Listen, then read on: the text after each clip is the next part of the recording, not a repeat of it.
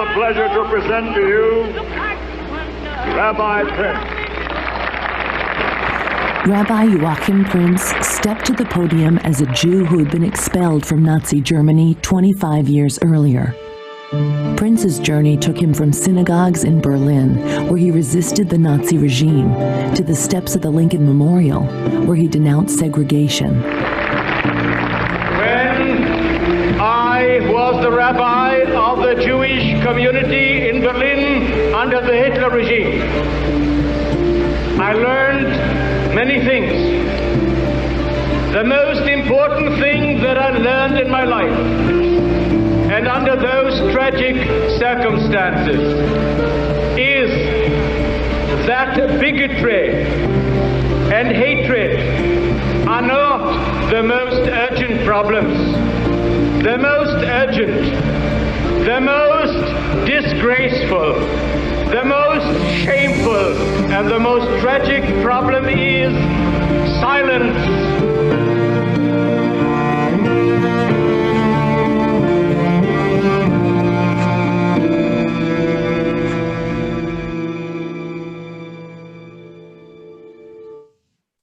Good evening. My name is Leslie Dannon Rosenthal, and I am the immediate past president of the Jewish Federation of Greater Metro West.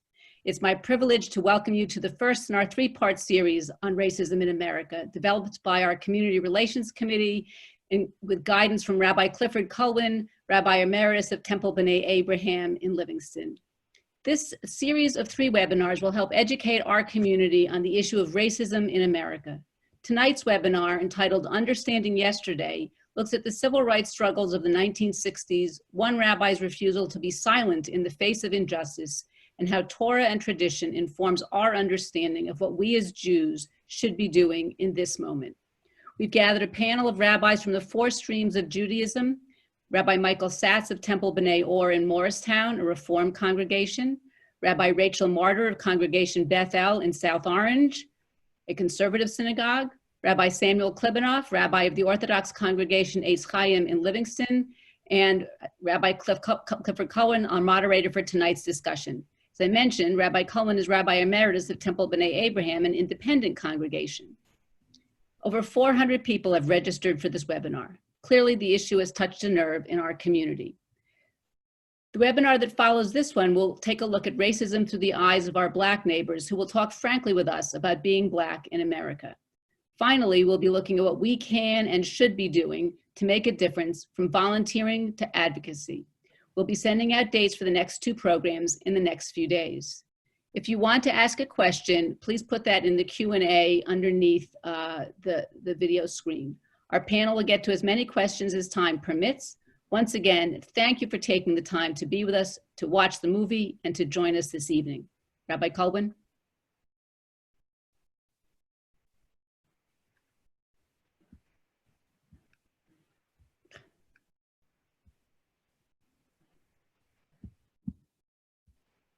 Joachim Prinz was one of the great leaders of world Jewry in the 20th century.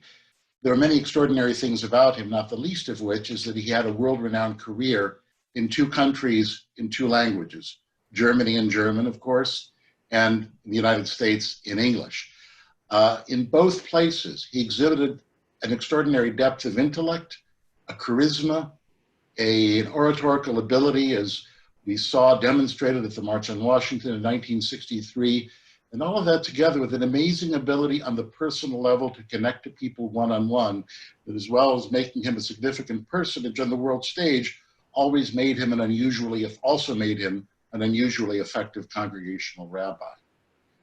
While Prinz is, to put it mildly, an interesting figure, we are less interested in him as a person tonight than we are in what we can learn by his example and his conduct and what he espoused during the civil rights era of the early 60s, during the unrest that our country faces today. And furthering that idea and learning from him is our objective in being together this evening. As Leslie indicated, we are going to have a bit of a discussion moderated by myself with my 3 colleagues. And in a little while, we will have the opportunity for those who wish to pose questions for us to address. I would kindly ask that what you send in be questions and not statements. So let us begin. Rabbi Klebanoff, Rabbi Martyr, Rabbi Satz, rather than a question, let's begin with each of you, please, just sharing with us your own reactions to the film, to Prince's life, and what ideas it evoked from you. Rabbi Martyr, why don't you go first, please? Thank you, and it's an honor to be with you all tonight to discuss this important topic. I do believe that we can't move forward if we don't also look to our past and some of the great lessons and figures of our community. For me, watching this incredible film, I was most struck, I think, by the way Rabbi Prinz was able to, in a very clear, straightforward way, translate Jewish text and value into the streets. One of my favorite lines that was given in the film was when he said, "We're sick and tired of Sunday and Sabbath religion. We want religion for our daily living." And he rightly pointed out that Jewish text, Tanakh, that I think he was largely drawing on, but certainly rabbinic texts as well, have always been political and have always demanded that they not just tell us how to behave in synagogue. It's much that's pretty easy, but how can we translate our values and our texts into actual life, into issues of war and peace, and into civil rights? And that's what he did when he said that neighbor is not a geographic concept, but a moral one, and to see each person as our neighbor. I felt inspired and motivated, and the way that he really has shaped, I think, in many ways, how I want to be as a preacher, deeply motivated me. Thank you. Rabbi Klebanoff. Thank you. First of all, it's great to be here, and anytime that we can have our colleagues together, working together in a constructive manner is really something that should be well publicized, and I'm pleased to be a part of this group. What struck me about the film is, and admittedly did not know much about him, not from this area originally, but I love his sort of rock star status. They actually use the term rock star because, I mean, let's be honest, when we're rabbis and we're up there, we think of ourselves as rock stars. We think that what we say, everybody's going to go home and talk about it for weeks and weeks and weeks on end. And it talks about the power of the spoken word. In reality, we know that by the time people have left the Kiddush, they've already forgotten what we've said, if they even listened in the first place. So the power of his spoken word, I thought, was just in how thousands of people flocked to listen to him. And you could see the way he speaks. He just has that certain dynamic sort of magnetism about him, which I find, it's so rare to find someone like that today. And I loved the line that he said, that it's not enough that we pray together, but we have to work together. And I think efforts such as these is where we're not just talking, but I think when Leslie said we're going to put things into action, and maybe all of us stepping out of our own comfort zones, I think it's something that's super important. So thank you for the opportunity. Rabbi Satz? Well, thank you to all my colleagues. I don't have that much to add, except I want to first pick up on the rock star statement. If you haven't had the chance to read Rabbi Prince's memoirs called Joachim Prince, Rebellious Rabbi, it's a page turner. I read it recently, actually, but I read it mainly, I had the copy because it was edited by a mentor of mine, Michael Meyer, who was in the film. It's an amazing work to show just how dynamic this person was. But among the things that my colleague said, what really struck me also was a quote from Rabbi Prince in the movie where he said, "You can't be a rabbi unless you love people." That he was not, it's not often that you find someone who's an activist, who's a charismatic speaker, who's a leader on the world stage, but also a compassionate pastor. And you see that in the movie too. And I think that's also important when we think about justice work, is to realize that it's actually people that we're here to serve, not just ideas, not just movements. And I think it was his son who said that his sense of justice came from loving life and therefore wanting others to have a life worth loving. I'm paraphrasing, of course, but that the sense of not just injustice that drove him, but love and wonder and the sense of celebration that drove him to work against injustice. One of the things that one hears from those who, particularly those who have been members of Temple Ben Abraham for a long time and knew him, and there's still many who knew him well, is that the joie de vivre to which Rabbi Satz just referred was absolutely true. It was real. And there's a lovely section in the film where Frida Meyer of blessed memory, whose granddaughter was one of the producers of the film, refers to how Rabbi Prinz showed up at her husband's birthday party as kind of a surprise. And that she was so, Frida would never have used this expression, but she was so blown away by him doing that because she thought, oh, he's so big and high and important and mighty, and yet he comes to this. But I think that those who knew Prinz well would say, this was an important occasion for an integral member of family from the congregation. Absolutely, he would show up. He would never think of not doing so. Let's stay on Prinz for a little bit longer. Prinz is a person. And one of the questions that I think interestingly arises from understanding him is, to what extent was he a product of his time? And here I'm speaking not of Germany, but of the 50s and 60s, the civil rights movement in the United States. To what extent was he a product of his time, that he was uniquely suited to have a consequential impact? Or would the specific qualities that he exhibited be applicable in any age?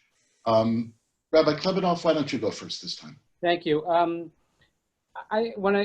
When you ask this question, I think of a great saying of the great rabbi of Menachem Mendel of Kutsk. And he said that when Moses came to the burning bush, he said, do you think anybody saw it? I mean, was it only visible to Moses? And his take on it is that it was fully visible to everybody. Moses stopped to look at it, and Moses stopped to act, because Moses had that character within him, and that's what made him Moshe Rabbeinu. Again, I don't know Rabbi Prinz, I didn't know him, but I would dare say, and I would guess, that this is just part of his character, and that you put him anywhere, and if you found injustice, or if you found something that needed to be worked on, where he had it within his purview, or his power, his capability to act upon, he would have. That's what I think. Okay, so just to pursue that for 1 second, Rabbi Klebanoff, to emphasize the point I believe you're making, it was his capacity to see and perceive accurately the genuine problems of his time that was an extraordinary ability of his, and that you think would apply in any age. I believe so. Okay. Rabbi Martyr. I think in some ways, and the film points this out, Rabbi Prinz was very much ahead of his time. He noticed early on in the 60s that Israel was going to face tremendous challenges with making peace with its neighbors, and he was an early advocate for peace. So in some ways, he was maybe even a misfit. He had to push us. He was prophetic in that way. One aspect, though, that really stood out to me that I think would be challenging to bring to today's work as a rabbi and activist, that I so admired in him and would love to do more, is that he was an unabashed Zionist, as well as deeply committed to his progressive politics. And he could bring his full self to both worlds. And he did that successfully in the 50s and 60s, which I think was a different time in the activist communities. And I would like to see more of that today. I think it would be difficult to, is difficult to do that today, but is really important for many of us Zionists to be fully at the table in these conversations. Rabbi, I'd like you to address a separate question, though related. For the sake of historical accuracy, we must admit that many, perhaps the majority, of Prinz's congregants were not necessarily in favor of his political involvement. And I've always marveled at his ability, even that being true, nevertheless, to maintain the strong personal relationships he had. Could you talk about that for a couple of minutes? Were you surprised to learn that?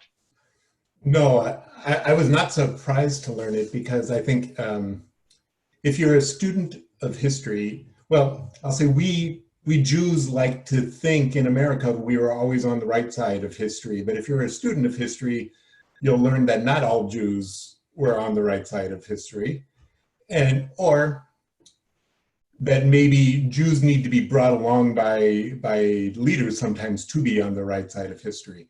So I wasn't surprised. What I'm more surprised at, or maybe you can say, might not work so well today in our world, in our American world that's so polarized. Some congregations more than others, but any kind of stance that that a rabbi, that a leader takes, is then all of a sudden pushed into into partisan politics. And if Prince was around today, would he be seen as maybe a partisan hack, or would he be seen as so prophetic by Amcha, by a lot of Jews? I don't know. I mean, I'm thinking about the question, your previous question about was it really the person and the time? I don't know how many religious leaders, let alone congregational rabbis, who are the leaders of movements now, justice movements. Is just the nature of leadership and the nature of activism different today that we don't see religious leaders up front as much, or in the Jewish world at least, I would say. I'm not sure. I think the divided nature of our community sometimes has to do with it. There's no question but that the age we are in at the moment is a more polarized age than the one in which Prince was most active during his career. And to the best of my knowledge, he was never accused of being partisan toward one political party or another. But I think that you raise a very good point in that today, with certain issues being so often so closely aligned along partisan lines, even though a rabbi in the pulpit steers away from anything overtly partisan, he can still be charged with being partisan. That makes the context more complicated. Rabbi Klivanoff, would you as well? How did you react to learning that a significant number of his congregants were not necessarily in favor of what he was doing? I mean, first of all, if you've been in the pulpit long enough, then, as you know, Rabbi Cohen, your whole life, but rarely do people agree with everything that you do.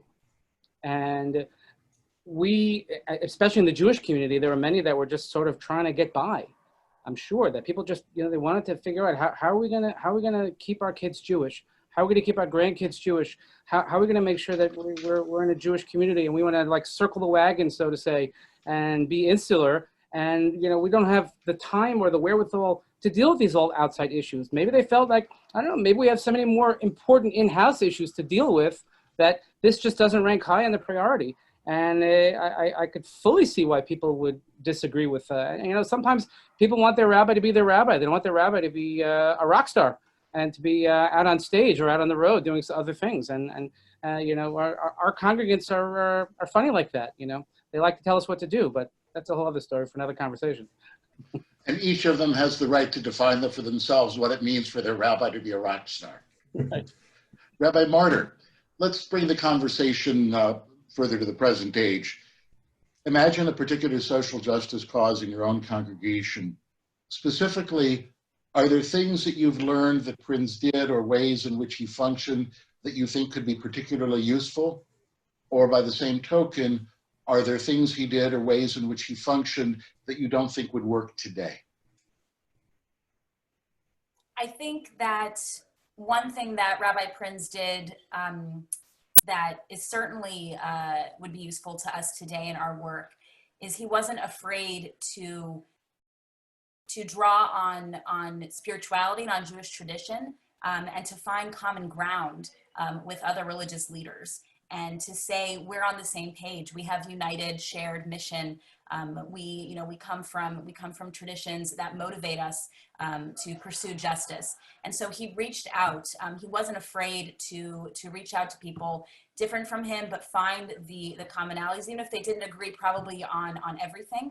They agreed on enough to become allies. So I think that's incredibly important for us today to reach out, simple as that, and to strengthen those friendships, and to strengthen the allies. Otherwise, we can't get anything accomplished. Let me follow up on that.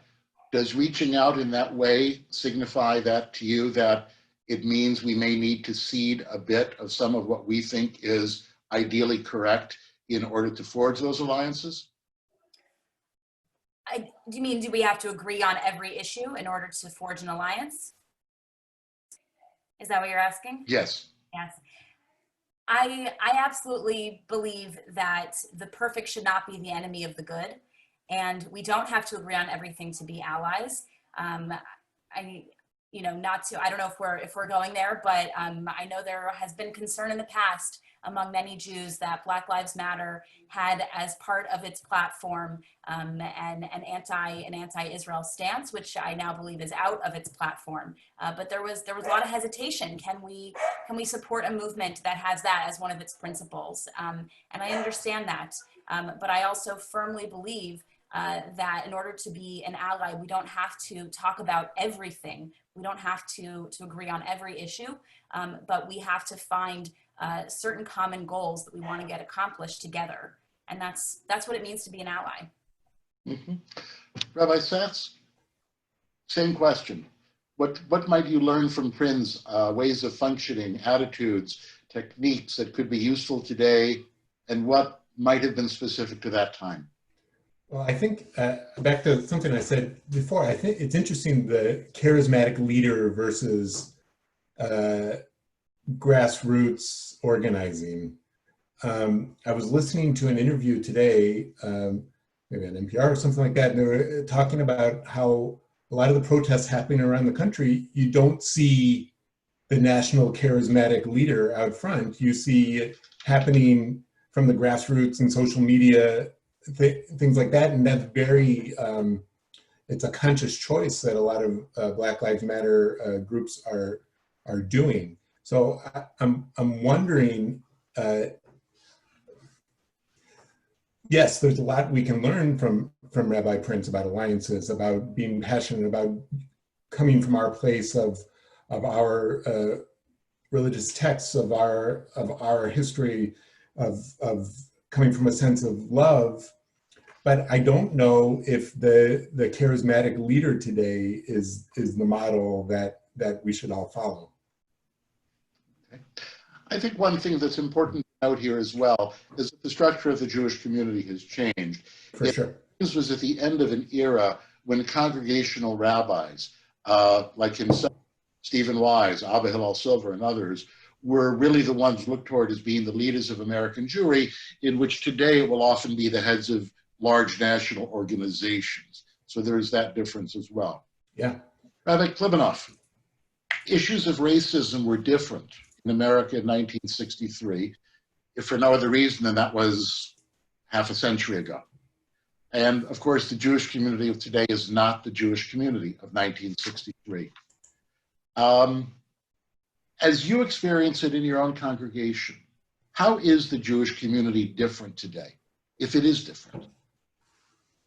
We're in some ways we haven't changed. You know, we're kind of like doing our own thing, but we're very different because every congregation creates its own identity, and there's not as much, I don't think, in the broader Jewish community cohesive of sort of everybody sort of wanting to have the same goals. It's sort of like, I have my goals, you have your goals. Maybe we could play nicely in the sandbox, but the truth is I'm all in it for myself.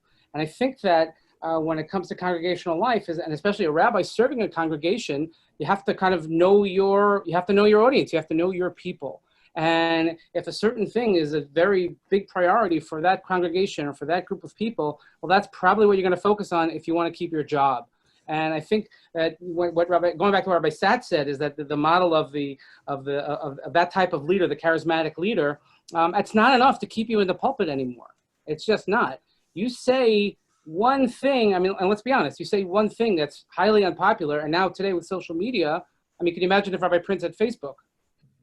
If you would say one thing on social media that's unpopular, then forget it. Then there's a whole tide against you, and not many people will be able to stand up to that tide. I think Rabbi Lookstein from Kehilat Jeshurun in New York City, he described rabbis, he says that, there's something called an Eved Hashem, a servant of God. He said rabbis are, he said, you're an Eved L'Ovdei Hashem.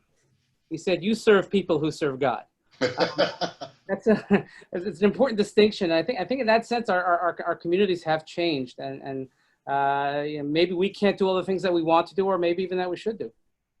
Well, I think there's another difference in community structure that should be noted as well, in addition to what I said before about the rabbis, and that is the period we're talking about in congregations in this country, the post-war period. Synagogue membership was on the rise. That is in reality not where we are at the moment, and I think that's important backdrop to what you just said. I think, sorry to interrupt, but I think also a huge difference that we talk about in the movie is that your congregation, B'nai Abraham, was in Newark, and now it's in the suburbs.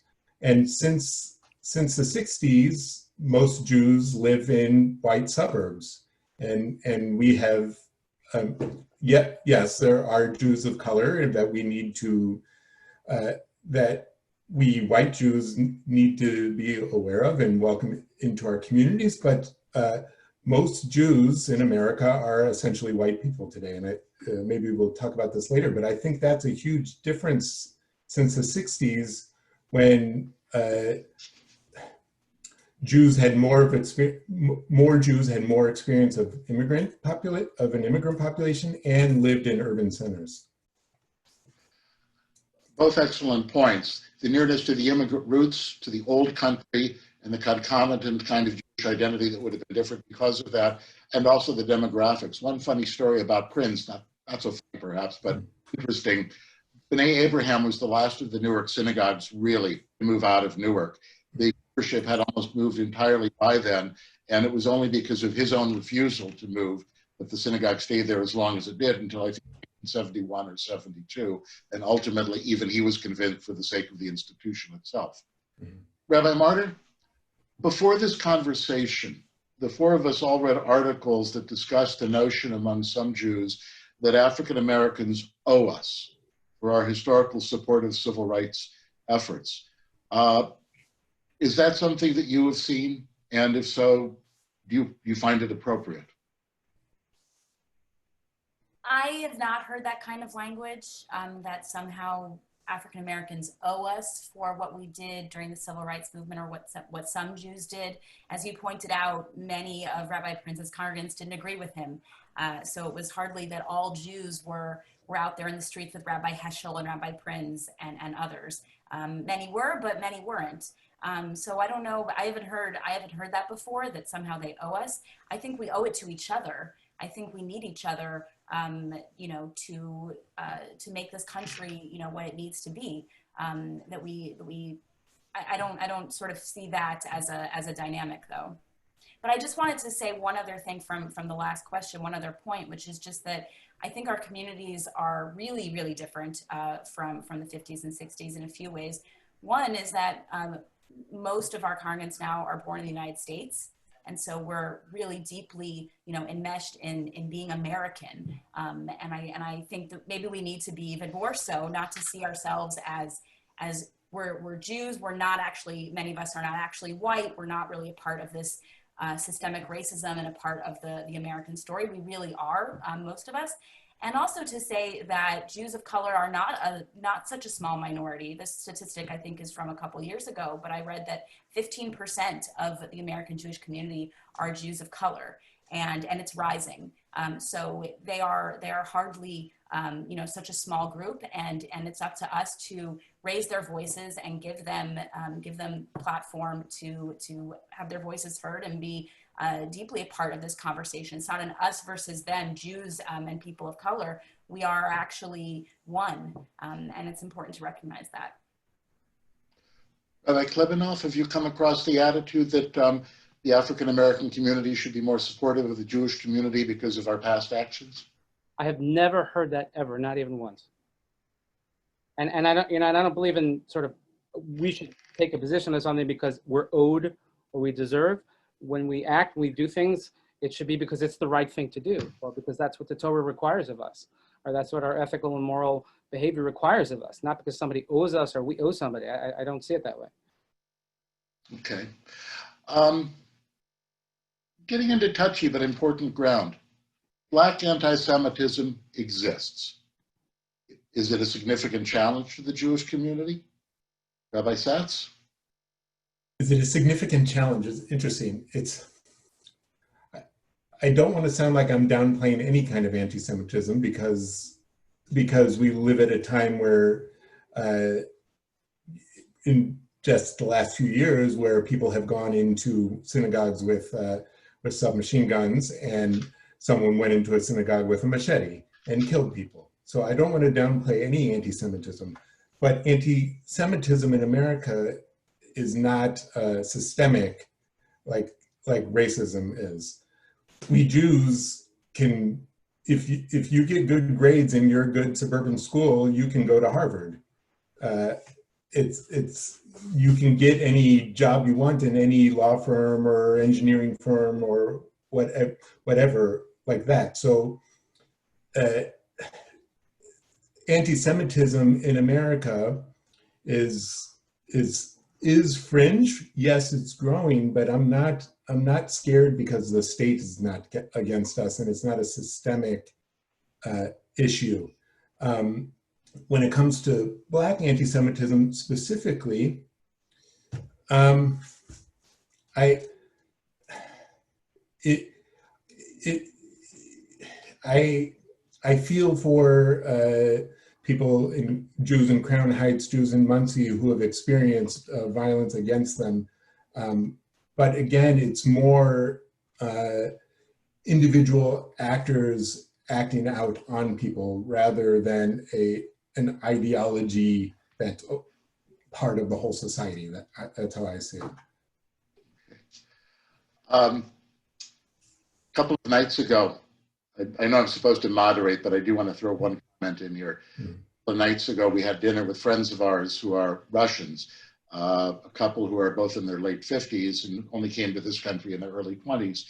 And we were talking about this very subject, and they made what I thought was a fascinating point, is that those American Jews who, we all read an article in Jewish Currents who analogize the American Jewish experience to that of the African-American Jewish experience, African-American experience. It's a complicated analogy to make, but it's a very easy one to make between the Russian Jewish experience pre-Glasnost and the African-American experience in this country, in which some kind of privations were clearly there. That one, if they weren't physically marked, you had an identity card, which did the same thing. And there were genuine liabilities, a systemic aspect to being a Jew in the former Soviet Union, which is certainly reminiscent, I would say at least, of the African-American experience today. Rabbi Martyr, on the congregational level, what do you think are the most effective ways to address racism? What kind of techniques, approaches, what has the most impact? And also, what do you see congregations and the Jewish community overall doing that you think is good? And what would you like to see that's different? It's a really important question, and I think the question on all of our minds is what can we do? I think first and foremost, while I agree with what my colleagues were saying about the sage on the stage sort of idea of the rabbi being the rock star, which, by the way, the person who made that comment in the video is Eva Samo, a wonderful member of Congregation Bethel. But I still believe that it is the role of the rabbi in this moment, but especially in this moment, to be a moral voice and to speak out against racism, and to also look for the sometimes subtle ways in which we see it taking place in our communities, subtle and not so subtle.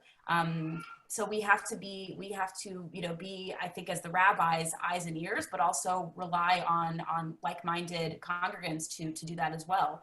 In my community, we have Jews of color, and it's important that they feel just as at home in Bethel as anybody else. Everybody is equal there, but still we come across situations, and it's important that we talk about them, that we don't shy away from it, but that we just try to get better. it's important that I think we be out there, of course, in a safe way, but that we be, for those who are able to do this, to be protesting, that we show up. That's number one. We have to be there. Something that we're about to start trying in our community that I hope will also be effective is doing our own learning, our own congregational learning. So we are about to start reading some books together. We're going to have a discussion about the film Just Mercy. We want to educate ourselves before we get into what I hope eventually will be dialogue and, most importantly, advocacy opportunities. So getting into issues like police brutality and reforming the prison system that we can help advocate for our neighbors and for our state. Before we continue, I just want to remind those who are tuned in that we'd love to have your questions for the panelists or thoughts you'd like them to react to. You can please just submit them through the chat function of Zoom. Rabbi Klibanoff, the same question for you. At the congregation or local level, what do you think are the most effective ways to address racism? And as you see things going on in the broader Jewish world, what do you see that you think is particularly good, and what might you like to see different? Right. I mean, we could definitely do better. That's for sure. And I think that as community leaders, like I said earlier, you can't assume that everything you say, everybody's going to just sort of, lap it up and run out and do whatever you say. But ultimately speaking, a rabbi is a teacher of Torah, and to teach the ethics of the Torah, which are very, very clear. And the way that you teach them, and especially leading by example, and you do have a forum in which you can use your skill set. We can use our skill set to lead by example. And I think that one of the most important things that we have to do to lead by example is to go out of our comfort level, out of our comfort spaces. It's very easy, it's very convenient to say, I'll deal with what I have to deal with on my own thing, and what are we serving, tuna fish at the Kiddush or egg salad and all those types of things. But to tackle big issues, and there are many, and we have to prioritize. Every community has to prioritize. But when things that come to our attention, I think we have to, take a stand, and we have to say, you know what, maybe this is a conversation that we need to have. What's going to happen? Is it going to change anyone's mind? I don't know, but we have to have the conversation. And we have the ability to facilitate the conversation, even if only 10 people show up in shul that week, and even if nobody's listening. But you know what? We have to lead by example and say, this is something that we can do, something that's important as a Jewish community. And people are looking to us to see what we do. We're very visible in the community, so I think we have to make a very visible example. Thank you. I aired before, questions to be posed not through chat, but through Q&A. Sorry about that. Okay, let's move on to something very current. It's been suggested that maybe this moment after the death of George Floyd, after the murder of George Floyd, it seems to be auguring for change in a way that earlier tragedies did not. Does this moment feel different to you? And if so, why? Rabbi Satz, how about you first? It's hard. I have to put it on the table that I was not alive in the 60s, so I can't feel different is a different thing. But studying history, maybe it is different.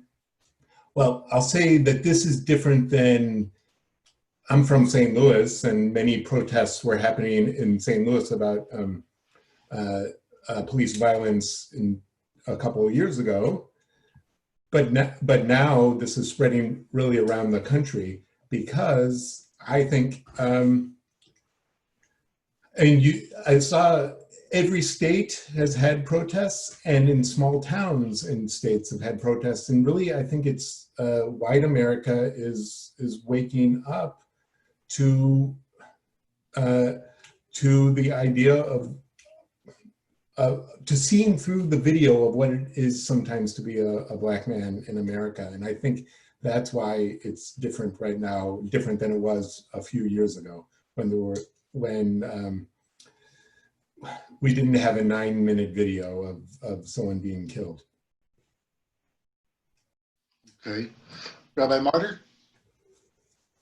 I agree with Rabbi Satz. I think part of it is the technology, which actually reminds me in the 60s, that I think a real turning point that happened for a lot of white Americans was seeing police violence against protesters and the dogs and the hoses and also the anti-war protesters. Seeing the violence against activists was really what woke people up. And I think that's exactly what's happening now. So technology plays a huge role, that we finally are seeing things with our own eyes.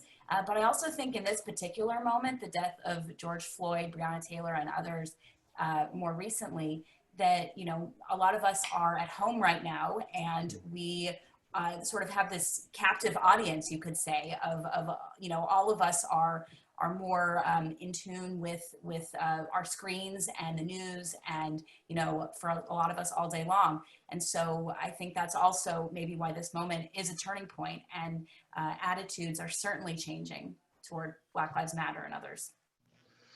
One question that just came in seems particularly appropriate for this moment. In this age of social media and 24-hour news coverage, a woman writes, it's impossible to shield her children from everything going on. Can you share how a Jewish lens would suggest that we address issues of racism and the conscious or unconscious biases which might influence our children? Rabbi Klibanoff, why don't you start this one off? And let's all three answer, please. Thank you. It's an excellent question. I think, you know, we have to be honest with our children. We have to be honest with our children that, look, I live in Livingston, New Jersey. People have often called it Livingstein. I am a white American in Livingston, New Jersey. How could I possibly know what it's like to be someone of color in this country, what they have to go through? I have no idea. And as much as you tell me this, but we have to have this conversation with our children about kavod habrios. I use the lens of right out of the Talmud, and the Gemara in Brachos talks about the importance and how high it ranks. Kavod habrios, just common decency, respect for humanity, and not respect for Jewish humanity, and not respect for white humanity, respect for humanity. And and that starts at home. And the way we speak, and it could be that, you know, in many of our homes growing up, there was certain words or certain shows that were on television where nobody thought twice about it, and that you would cringe when you hear it today on television. Like imagine Archie Bunker being aired today. You wouldn't be able to listen to it.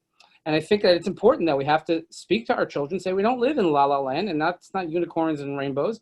There are issues and there are problems, and we need to address them. Rabbi Satz? A couple of weeks ago, I took my my 10-year-old son to the Black Lives Matter driving protest in Morristown, and in the car with me, we had these conversations. Why were we there? And we drove. I'll say this: we drove through the poor areas in town, and he saw. You know, this is not like where we live. And we were talking about, I also, you know, I've been playing the news for him in the car or at home on the radio, and we've been talking about the issues. And he, and talking about things like Rabbi Klibanoff was talking about from the Torah, to love your neighbor as yourself, that we're all created in God's image, that that God created one couple so that nobody can say that my father is greater than your father, the Talmud says. We talk about these things, but I also talk about that because he's in fourth grade, and they're learning about civics a little bit, and about New Jersey history, and a little bit about, you know, constitutional history. And I talk about how America sees itself as a land of liberty, and sees itself as being about life, liberty, and the pursuit of happiness, but has never been able to give those blessings to everybody. And that's the ongoing project of what America is. Rabbi Martyr? I agree that it's incredibly important to be honest with our children, to talk about these issues of racism. I also think it's important to know our children.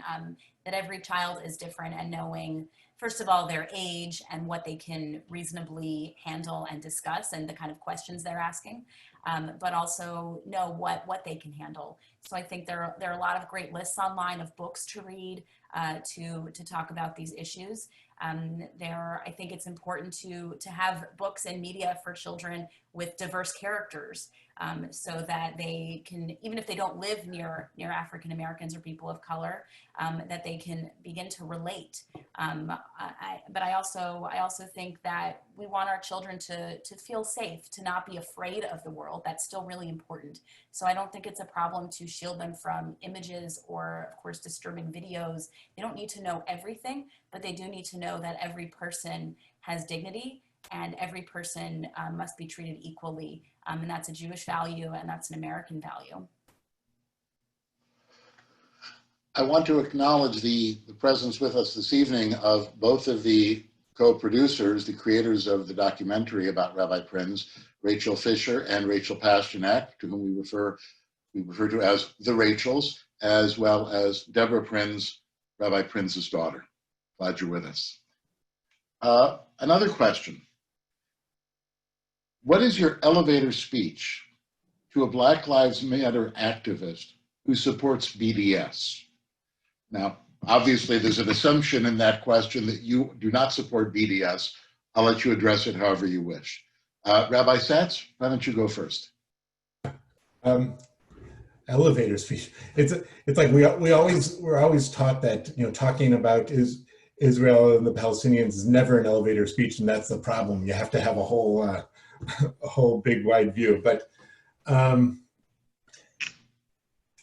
my elevator speech is that Zionism was also a movement to answer an injustice. And even though the state that was created by Zionism is not perfect, and there's a lot of injustice in Israel and towards the Palestinians who don't have a state, that putting all the blame and the punishment on Israel will not solve the issue. And that when you support BDS, you have to ask yourself, is this really about wiping Israel off the map? Is it really about not having a Jewish state? Or is it about trying to make the situation ripe for a two-state solution? And if it was the latter, or the former, excuse me, if the answer is the former, then that is an unjust answer also. Rabbi Martyr? I think it's best, maybe my strategy would be to speak personally. I would share, first of all, to the extent that it's even relevant to talk about BDS, if someone has that position, I don't feel the need to try to persuade them that they're wrong necessarily. I don't think that that's going to get us anywhere. If we're having an actual dialogue or conversation, then I would share what Israel means to me and why Israel is important to me, and why I think BDS won't lead to peace and does nothing but actually harm the residents, both Palestinian and Jewish, who live there. So to the extent that it's relevant, I would try to make it as personal as possible and speak about where I'm coming from. And I'd also want to learn where they're coming from and what's their experience, and ask them the question, what's motivating them? Let's move in a very different direction. And I find this next question particularly of interest, both historically and psychologically.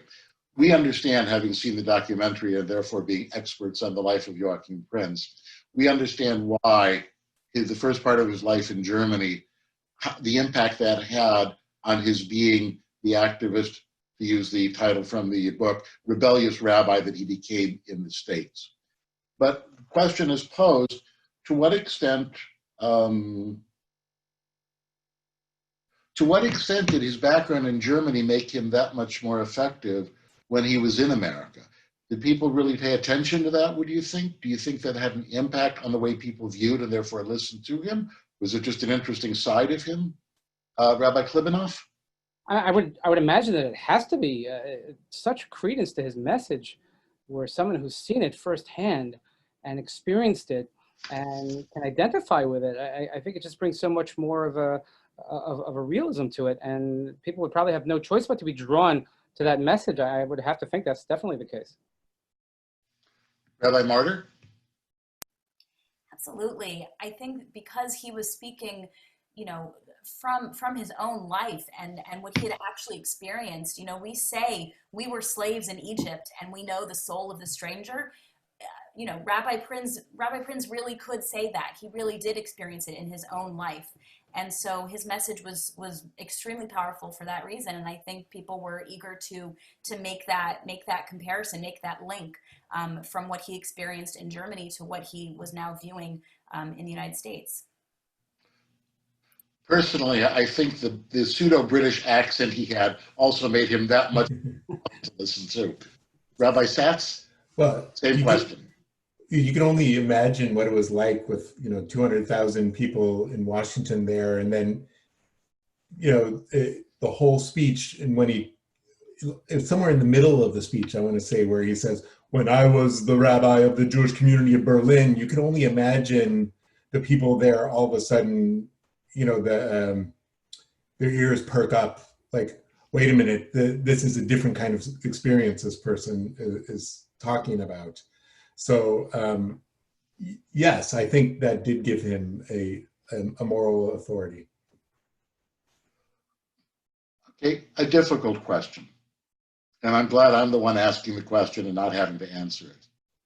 We learned about Prinz preaching in Berlin and what he said. We learned about him at the United Nations, at the World's Fair. How far should a rabbi be willing to go to put themselves in a certain amount of personal jeopardy for something they believe in, recognizing that they have a family and an institution for which they are responsible? I'm going to ask for a volunteer. Who would like to go first this time? Rabbi Martyr, you just volunteered. Thank you. Because I made a face of don't call on me. Yeah, I think every situation, where I would have to make a decision like that would have to be case by case. I think it's always a weighing of those values. I think sometimes, you have to put yourself out there. We're experiencing it right now, actually, at Bethel. I'll say that with our community, our lay leaders, in conjunction with my co-rabbi, Rabbi Jesse Olitsky, and I, we made a decision to sit Shiva outside of our building for George Floyd. We wanted to make it's a symbolic Shiva, of course. We wanted to do something Jewish, something that felt familiar to us, but make it a very public statement that we were in mourning. And so we have a sign outside of our building that says that says we are sitting Shiva, and we have members sitting there, and it's brought a lot of conversation, very positive, people who walk by, and positive social media attention, but it's also brought some negative attention, and primarily from those, I would say, in the much more right-wing communities, not even local communities, but sending us sort of threatening messages on Facebook and on our blogs and places, challenging us why we're doing that and why we're standing up for Black people and for a criminal and other sorts of things. It's a Chilul Hashem. It's a desecration of God's name, what we're doing. And I was a little nervous. I was concerned seeing some of those messages at first. But we decided that the positive is outweighing the negative by so much. The conversations that we're having with our neighbors and the statement that we're making is so important. I do think, though, we always have to weigh and balance. Certainly personal safety is incredibly important, but sometimes we have to speak up. And that's the lesson. We have to put ourselves out there. Rabbi Klibanoff. Right. I'll agree with Rabbi Martyr about you have to kind of look at each situation. I'm just glad I'm not in the elevator with the BDS guy. So, but we can put you there if you want. I've yet to convince anybody of that, and it would be a very short, like one floor to one floor ride. You know, discrimination is discrimination. Sorry, but I think that if there is a cause that's near and dear to you, and if you fully believe in it, you know, you're gonna go to whatever it takes. Just like, you know, if we had something that we had to do for our children, and we would run through walls for our children or for our beliefs. So I don't see it as much different. Now, again, it depends on what stage you are in your career. And a lot of rabbis are always worried about job security and when's my next contract. So like when you sign the first year of your 7-year contract, okay, you can go to jail the first year, but you know, year 6 or 7, I wouldn't like, you know, it's like a baseball player, like they play well in a contract year, that kind of thing. And that's the reality because we are in a business, and it is a bit of a popularity contest as well. But I think there probably might be some times, and again, it's different for every person. I'm not so sure that I would go to the point that I would get arrested. I don't think I would do well in prison. You know, I'm too comfortable. That's my problem. But but there are definitely causes in which, you know, we go do as much as we possibly can. Rabbi Satz? Wow, I don't know if I can add anything to what my colleagues said, except that if we white rabbis have to know that we go to prison. If we go to prison for something, we go to jail as a white person versus an experience of African Americans, and so it's really, we really have to do it if it's a point we really need to make, right? That really needs to be heard, and I don't know. I'm only in the first year of my first contract, so I'm not sure what that means. No, go to jail now. Go to jail now. Yeah. Actually, as the only emeritus rabbi in this discussion, I feel very, very comfortable posing these questions to you. But particularly Rabbi Klibanoff's comments brought me to make a follow-up.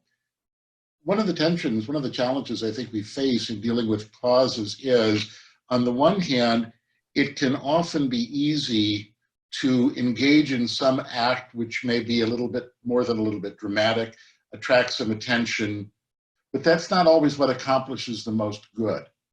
On the other hand, attention in and of itself can have uses. How do you walk the line between, on the one hand, utilizing attention for the sake of promoting something important, but having substance that hopefully will lead to, even if in small steps, real change? How do you make that balance? Rabbi Klibanoff? It's, first of all, a lot of it comes with experience. It comes with things that I would do now I would not have done 20 years ago, certainly not 25 years ago when I started in the rabbinate. And I think you have to have a bit of seichel, but you know, you can't teach seichel. It's like teaching somebody to be cool. Like either you are or you're not, and you have to sort of have your finger on the pulse of what's going on, and knowing if you take a certain stance, a position on something, or you perform a certain act, is the good going to outweigh the difficulty or the angst that you're going to get as a result? And I think it's just, you know, you have to know yourself, you have to be confident with yourself, and you have to be confident in your beliefs, and you have to also know where you stand. Rabbi Satz? Yeah, I think ultimately the work that makes the biggest change and the most lasting change is the slow relationship building grassroots, from the grassroots work of community organizing. And that's why in my congregation, I've been getting us involved in an organization that's come to Morristown called New Jersey Together, that brings you know, mainly churches in town and us together to find an issue that that will speak to all of us and that we can make a difference in, because you know, most of us don't think of the hyper local issues as much as the things on the national stage, but it's the local issues that actually affect our lives more. So it's the slow work of relationship building, building allies and working on the, you know, your local politicians that really makes change. Two more questions. Next one. If you could choose 2 or 3 things that your local Jewish community or the national Jewish community would do that you think would have an impact and on behalf of the Jewish community lead to a better situation, lead to mitigating the situation of racial unrest today, what would it be? Rabbi Satz, you want to take off, lead off this time? I think we need to start with humility. I think we Jews often jump to solutions, and we need to start with humility and listening and building coalitions with Black organizations. I think then entering in those uncomfortable conversations of not being paternalistic, like, you know, you mentioned before that you owe us something. You know, I have, my colleagues said they've never heard that in the Jewish community. I have heard that in the community. So it needs to start a place of humility and listening and witnessing and being an ally to Black organizations locally and nationally. And I think study is always the Jewish answer to most things, or the beginning of a Jewish answer to most things. I would love to see, I used to live in Philadelphia, and the Federation there had a one book for the whole community to read and study, and there'd be different events about it. I would love to see, you know, the organized Jewish community have reading groups and events about books about American racism, and for us to discuss that. I think that would be beautiful. Rabbi Martyr? Apologize for any noise behind me. What would we like the Jewish community to take on nationally or locally? I think, you know, one thing that I would really love, both in my community but in other communities, to see is a bringing in of Jewish voices, Jews of color, and giving them more of a platform to speak, more positions in boards, to try to strive for achieving that diversity, for making our synagogues a welcoming place for all people. And but on another level, I would also love to see more Jewish communities take on criminal justice reform as a central issue. And Rabbi Satz mentioned New Jersey Together. That kind of coalition building, I agree that we need to come in with a desire to work together, a desire to cooperate. Pardon me, a specific question. When you say take on criminal justice reform, concretely, what do you mean by that? I mean, well, I can tell you, I'm married to someone who, this is what she does at Central Synagogue in New York City, is work on social justice issues, and one of the main issues is criminal justice reform. I guess what I mean is I mean, in New Jersey, of course, is different from, you know, every state is different, but to look at the issues that coalition partners would be wanting to change. You know, for example, the way in which people of color are treated so much differently by our system. And there are certain laws that we can change. We could have the way police officers could be held accountable, the way records could be made public and not private in New Jersey police. There are issues that need to change if you believe in them, and we can work together on them. But it's a long and it could be a long process to get there. So it takes determination, it takes patience, it takes a lot of listening. But I would like to see a serious commitment, I guess, from Jewish communities to some of these issues. Rabbi Klibanoff? I think that the number one thing that we should do is present to the world a unified community. We have a tremendous lack of achdus, tremendous lack of unity. And I'm wondering how the rest of the world looks at the Jewish community. You know, they say 5 Jews, 6 opinions, or whatever it might be. But we can't, you know, we can't get out of the desert for 40 years because we can't stop. We can't get out of our own way. And it's been a big problem for us for generations. We cannot get out of our own way. And I think if we find ways, and by the way, this evening is a really good example of a good step forward, in my opinion. And I hope that right now, 207 people that are still watching, that they look at this as a good step forward, where we have people where we will disagree on a million things, I'm sure. But you know what? We could be in the room together, and we can have a meaningful conversation about what it means to improve our Jewish community as a whole. I think that the reform we should look at is our own community, and let's look within, and then we can look without. And I think that's something that needs a tremendous amount of work, and there is a lot that we can do. And instead of just saying, I'm right and you're crazy. Thank you. Last question.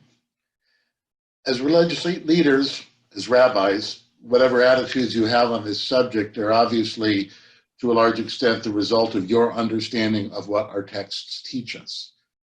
Could you please mention a text or two that you particularly find meaningful and inspiring on this subject at this moment? Rabbi Klibanoff, you begin. That's a very dangerous thing to do, to ask rabbis to start quoting texts. I said one or two texts. All right. So the worst thing you want to hear from rabbis when they say get comfortable. I would go to Pirkei Avos, Ethics of Our Fathers, and in the very beginning, the Yeshua ben Prachia, he has the following statement. He says, "V'hevedan es kol ha'adam l'kaf sechus." You have to judge everyone favorably. Now, first of all, my teacher always told me, he says that you shouldn't be judging to begin with. B'diavad, if you have to judge, if you must judge somebody, you have to judge favorably. But if you look carefully at the wording of the Mishnah, it says, "V'hevedan es kol ha'adam." It doesn't say judge every person, es kol ha'adam, the entirety of an individual, the entirety of a person. It doesn't say look at one aspect. Look at where the person's coming from. Look at what that person has gone through. Look at what that person may be suffering with. You have no idea. You want to judge? Put yourself in the person's shoes, which is a later Mishnah. But kol ha'adam, by the way, it doesn't say kol Yehudi. It doesn't say every male. It says kol ha'adam, every human being, every creature of God, which is also a later Mishnah when talking about the disciples of Aaron. It says, "Mikarvan laTorah oives habrios." You have to love all of the creations. And I think that's it. And again, this is not Rashi and Tosfos. This is an exact quote from the Mishnah, from the Tannaitic period, telling us you have to love humanity. Rabbi Satz? My text comes from a Sefer Dvarim from Deuteronomy, that it says in chapter 15, in verse 4, it says, "There shall be no needy among you." Then a few verses later, it says, "If, however, there is a needy person among you." And then a few verses later, it says, "For there will never cease to be needy ones among you." Now, how can all of those make sense? Now, I know what this means to me, or this inspires me in Jewish life, because it means that we have an idea of what the world should be, how the world ought to be, and we live how the world is. And to be a Jew is to live between those tensions, to always try to push closer to how the world ought to be, but ultimately knowing that it's not our job to get to perfection. That's not attainable, but we can keep getting closer. Like it says in Avot, that it's not up to you to finish the task, but you can't excuse yourself from it. So we live through this tension of the ought and the is. We live in this tension of the ought and the is, and that should always be on our mind as a Jew. Rabbi Martyr? One text that I was studying recently with a class at Bethel that I'm just carrying with me comes from the Talmud, from Tractate Nedarim 28a, in a discussion about a concept of Dina de Malchuta Dina, which is an Aramaic phrase meaning essentially the law of the land is the law, or the law of the authorities, or the kingdom is the law, and has been understood in Jewish legal terms to mean that wherever Jews live in the world, we are subject to the secular laws, and we should follow them. The text, though, in quoting a Mishnah, there's a disagreement about whether It's okay to lie in front of a tax collector from the secular authorities? Is it okay to lie about the tax when paid or about some issue? And the answer is yes in the Mishnah.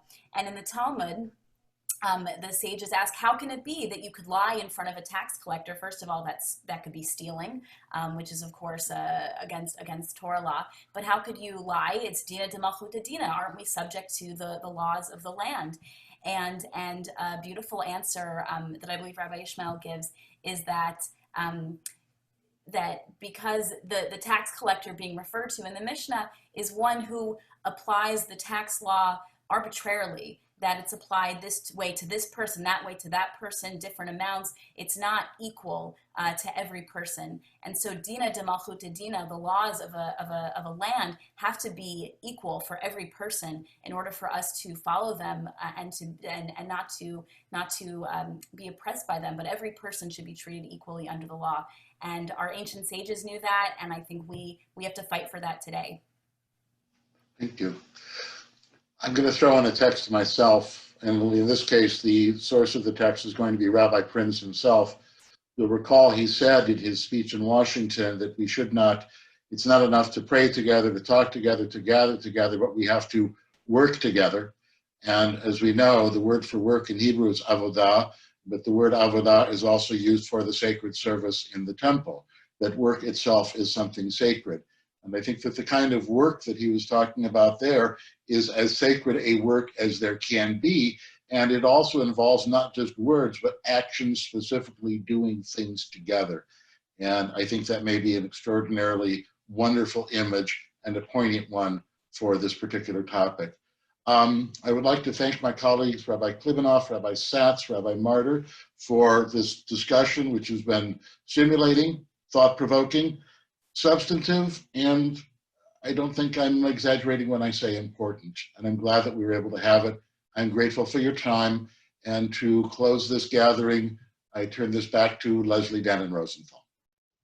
Thank you, Rabbi Cohen, and thank you to our panel. What a wonderful, thoughtful, challenging presentation from all four of you, and we thank you, and we thank all of you for joining us tonight. This three-part series is only the opening event as we at the Jewish Federation of Greater Metro West redouble our efforts to combat racism. I'm pleased to tell you that Scott Krieger, our current Federation president, and I will be chairing this effort. We will be crafting a response and an action plan that will go well beyond this moment in time. Your Jewish Federation is working collaboratively across our departments and will be working with our early childhood centers, our synagogues, and our agencies to make the issue of social justice, civil rights, and repairing the world something that's present and ongoing in our work. Our work doesn't happen in a vacuum, however. Please support our Federation today by making your gift going to www.jfedgmw.org/donate and make a difference today. Help us continue this work. We look forward to seeing you at our next two webinars and at all the work we're going to do in the future. Thank you so much. Stay well.